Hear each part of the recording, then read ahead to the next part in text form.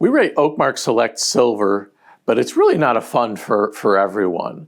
It's a focused fund with about 20 to 25 stocks. Bill Nygren looks at a variety of valuation criteria, and as a result, you get kind of an eclectic portfolio. On the one hand, you have 10% in Alphabet, aka Google, but then you've also got about 35% in financial stocks. So we put it in the blend category, but it's a really somewhat quirky, focused portfolio, and how you feel about it really depends on what time frame you've owned it.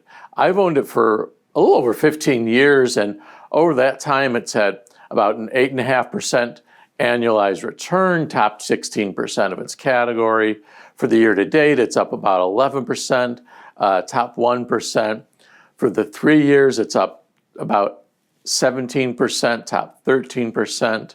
But for the 5 years, it's got a 5% annualized return, bottom 8% of the category. For the 10-year period, it's 8.2% annualized, which is a nice absolute number, but bottom third of its category. So you get the sense that it's not just up and down for a year or two. Even the 10-year investors are unhappy, and the 15-year investors are happy. So it really gives you a sense of just the extremes you have to endure, because it is a quirky portfolio. With over a third in financials, obviously, you're going to do well if financials happen to do well over that time period. But there's other times, when it won't do that well. So you really have to know yourself. Are you a patient investor?